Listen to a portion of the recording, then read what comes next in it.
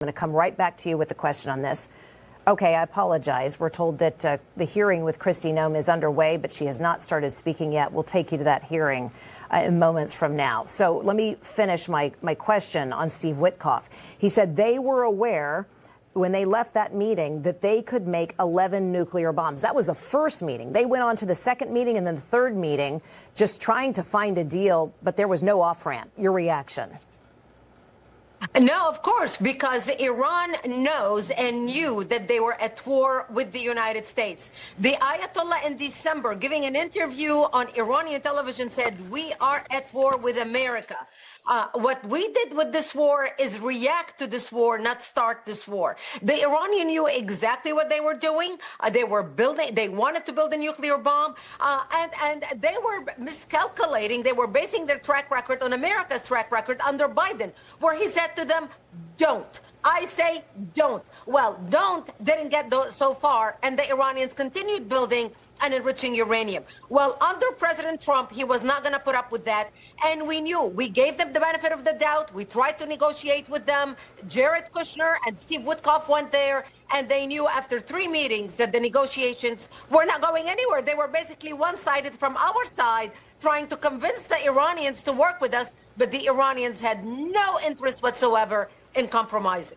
Yes, and so that is the case that's being made on the Hill. You heard Secretary of State Marco Rubio making that case after a smaller briefing of a smaller group of congressional leaders yesterday. He's headed to the House and the Senate to probably lay out many of these details that Steve Witkoff is now sharing. Do you think that will start building a cohesive message around, these strikes in Iran? Well, I hope so, but I doubt it. The problem with the Democrats in our country is they're going to oppose anything President Trump does. Anything. If he is for it, they are against it. If he's against it, they are for it. So the country is so divided right now down the political lines that the Democrats will not go with anything President Trump says, even though what he is doing is protecting the country long term. And that's the issue here. And we just need to continue the course to make sure Americans are protected.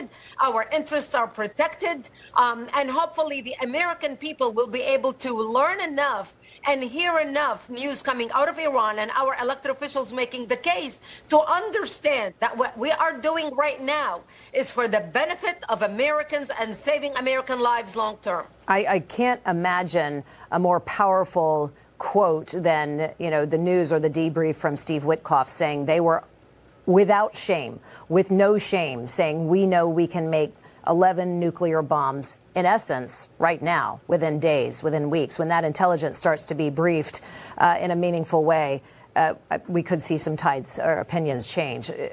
It's yet to be seen, to your point. It's yet to be seen. Meanwhile, the FBI here at home, certainly on high alert for possible domestic attacks, Brigitte. The feds believe that the attack outside that bar in Texas over the weekend, it killed 3 people, injured 14, that was some sort of revenge attack. The gunman, he was wearing the sweatshirt that said property of Allah, had a Quran in his car as well. What is your message right now as a security advisor to all Americans? What do we need to know when going about our daily activities? If you see something, say something. That is the advice that we have been given since September 11th, and that has not changed because we are the eyes and ears for our law enforcement in our local communities. If you are shopping at a mall, if you are at a gas station, and you see somebody behaving suspiciously, do not be afraid to call the line for the Department of Homeland Security or notify your local authorities. Better prepared than scared.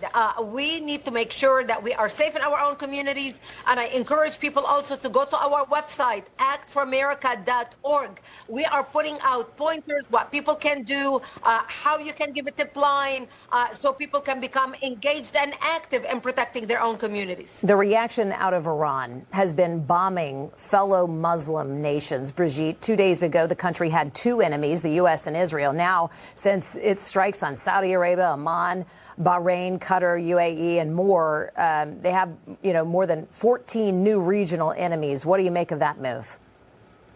Well, you know what? It's a great move. As a matter of fact, I'm glad they did this because the Arabic countries in the Gulf needed a little push to understand that they need to stand with America and Israel. Not that they needed a lot of convincing because they knew that Iran is trying to establish hegemony across the Middle East, and they hated that. Remember, they are the Sunni bloc.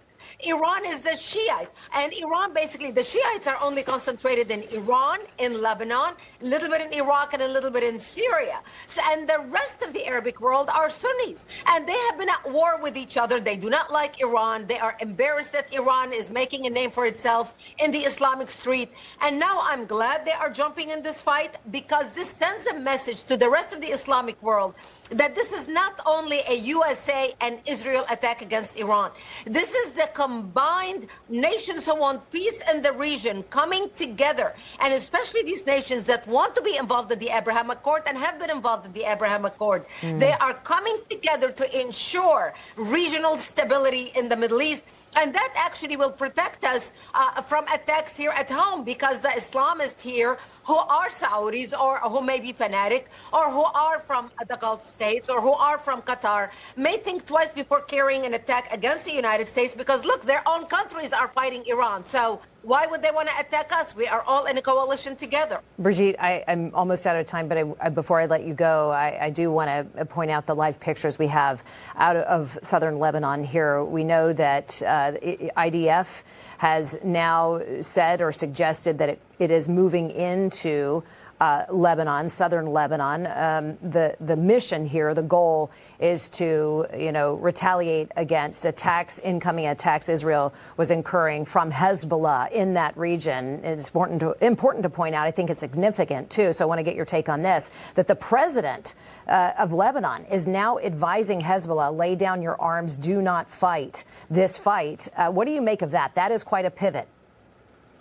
Well, good for the president of Lebanon for doing that. By the way, I grew up in southern Lebanon in that security zone for the first 20 years of my life when Israel was inside Lebanon protecting the region from Hezbollah.